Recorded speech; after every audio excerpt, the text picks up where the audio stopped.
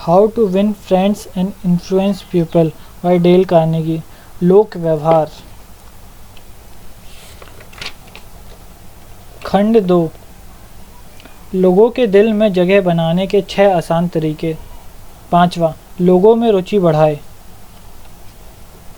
शायद ही कोई ऐसा व्यक्ति हो जो थियोडोर रूजवेल्ट से मिलने के बाद उनके ज्ञान के अपार भंडार से चमत्कृत ना होता हो। मिलने वाला चाहे सामान्य सा काउबॉय हो या फिर न्यूयॉर्क का प्रसिद्ध कूटनीतिज्ञ या कोई सफल राजनेता, रूजवेल्ट को भली भांति मालूम था कि किससे क्या और कैसे कहना है, लेकिन वह यह सब कैसे जान जाते थे? उत्तर स्पष्ट है। जब भी रूजवेल्ट को किसी से मिलना होता था तो वे एक रात पहले उस विषय पर अध्ययन करके आगंतुक की रुचि के बारे में जान लेते थे। लेकिन रूजवेल्ट ऐसा क्यों करते थे? वह इसलिए क्योंकि वे जानते थे कि किसी भी आदमी के मन तक पहुँचने के लिए पहले उसके पसंदीदा विषयों पर बात करना जरूरी है।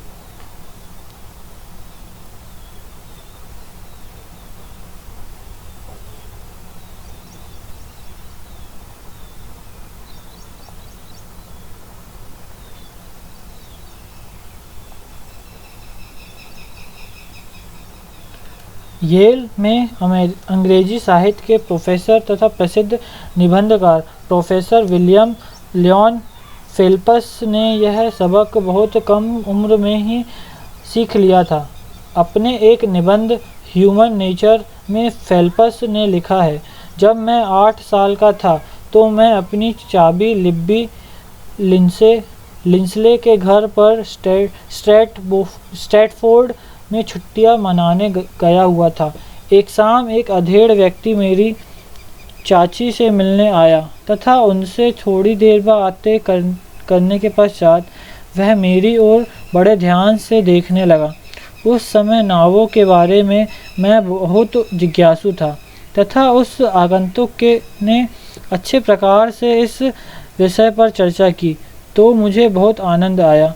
उसके चले जाने के बाद मैंने उस व्यक्ति की बहुत प्रशंसा की तो मेरी चाची ने बताया कि वह न्यूयॉर्क का वकील था और नावों में तो उसकी बिल्कुल भी रुचि नहीं थी, लेकिन उसने मुझसे नावों के बारे में क्यों बातें की? चाची बोली, क्योंकि वह व्यक्ति बहुत सभ्य और चतुर था। उसे मालूम था कि तुम्हारी नावों में बहुत रुचि है, इसलिए उसने तुम्हारी रुचि का ध्यान रखते हुए इस बारे में बातें की थी। उसने तो तुम्हारे लिए अपने आप को रोचक बनाया था, इसलिए तुम्हें वह आदमी इतना अच्छा लगा था।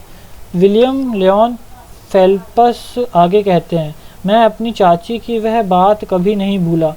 इस अध्याय को लिखते समय मेरे सामने एडवर्ड एल कैलिफ की एक चिट्ठी रखी हुई है, जिसमें उन्होंने लिखा है, एक बार मुझे सहायता की आवश्यकता थी।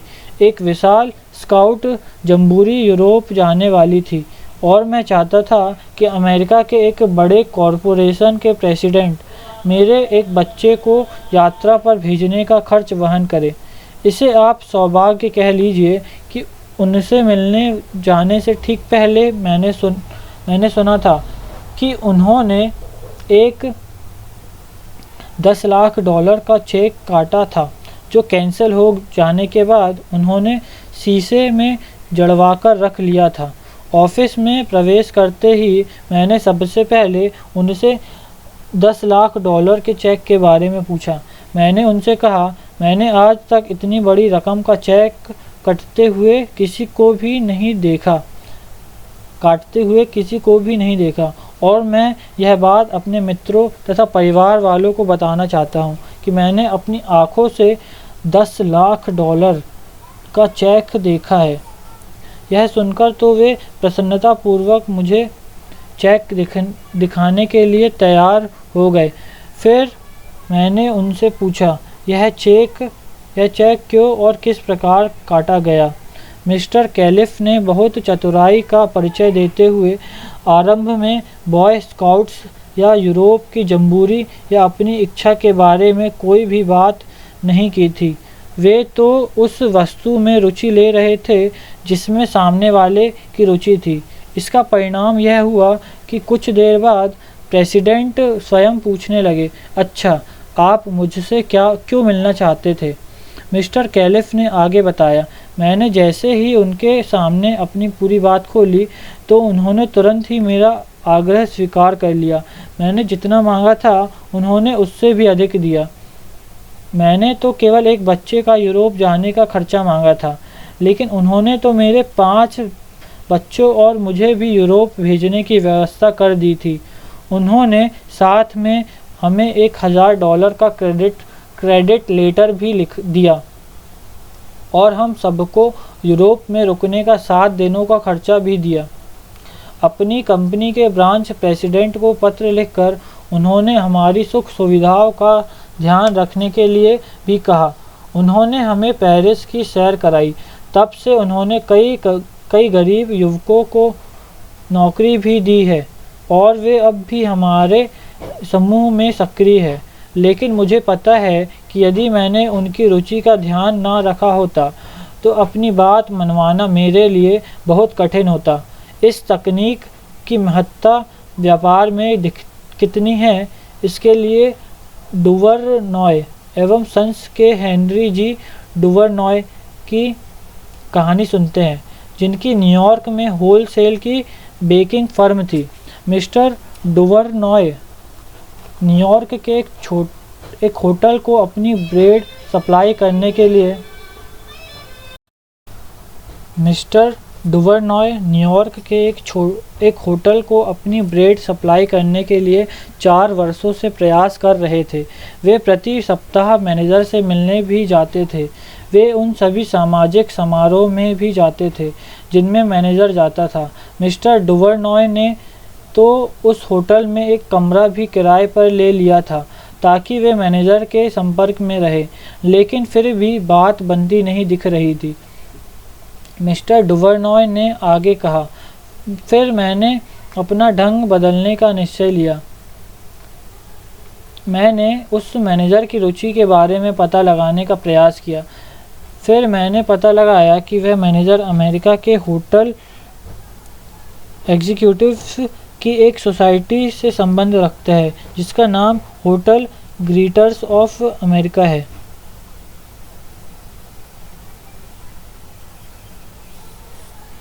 हम इसे लेकर इतने उत्साहित थे कि वह इस संगठन का प्रेसिडेंट बन गया और फिर इंटरनेशनल ग्रीटर्स संस्था का भी प्रेसिडेंट बन गया।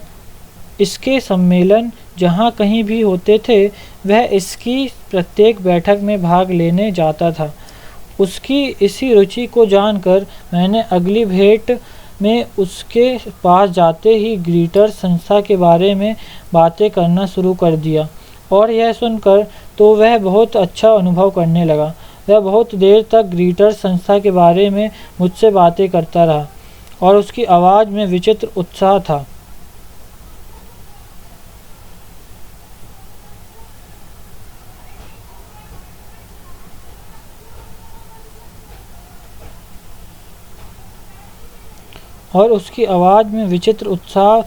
मुझे तो लगता था कि वह संस्था उसके लिए स्वयं समय व्यतीत करने का साधन मात्र नहीं थी, बल्कि वह संस्था तो उसके जीवन का प्रमुख भाग थी। उसके ऑफिस से बाहर निकलने पर उसने मुझे इस संस्था की सदस्यता बेच दी थी। इस भेंट में मैंने अपनी ब्रेड का उल्लेख तक नहीं किया था, लेकिन कुछ दिनों बाद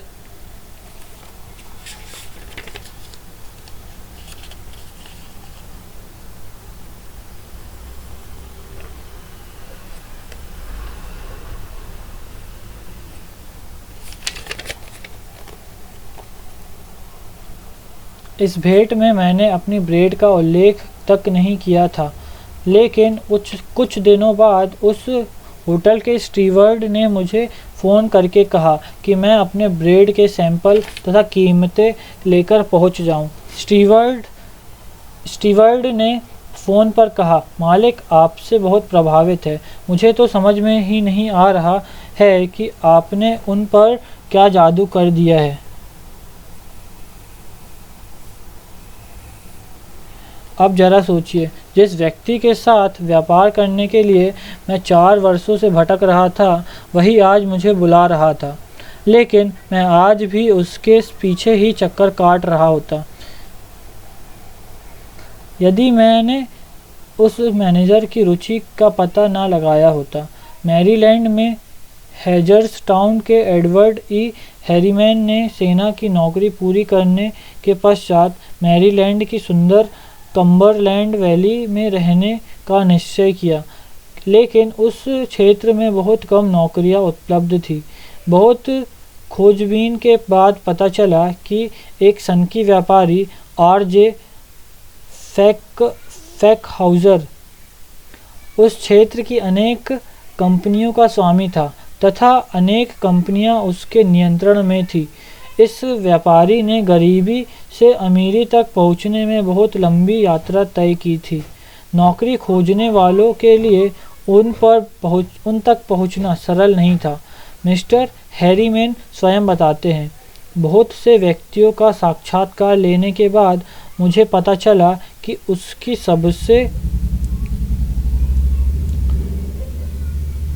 अधिक दिलचस्पी धन और सत्ता प्राप्त करने में थी।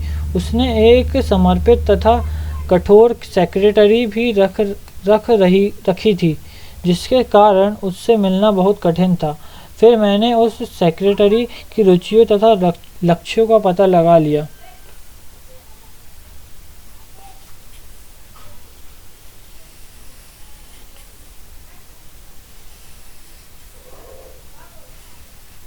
और फिर तो मैं बिना अपॉइंटमेंट लिए सेक्रेटरी से मिलने पहुंच गया।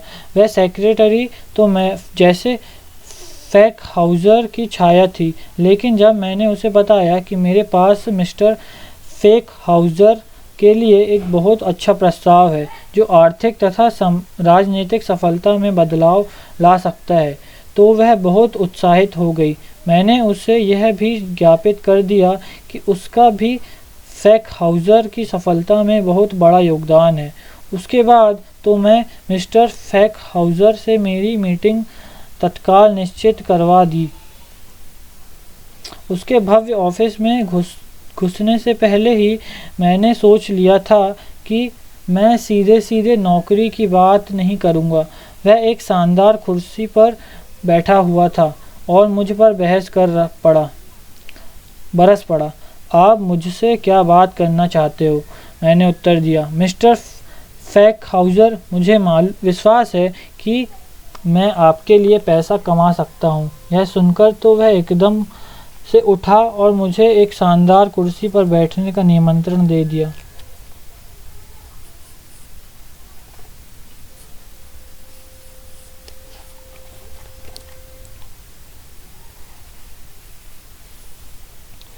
फिर मैंने अपने विचारों को साफ विस्तार पूर्वक उसके सामने प्रस्तुत किया।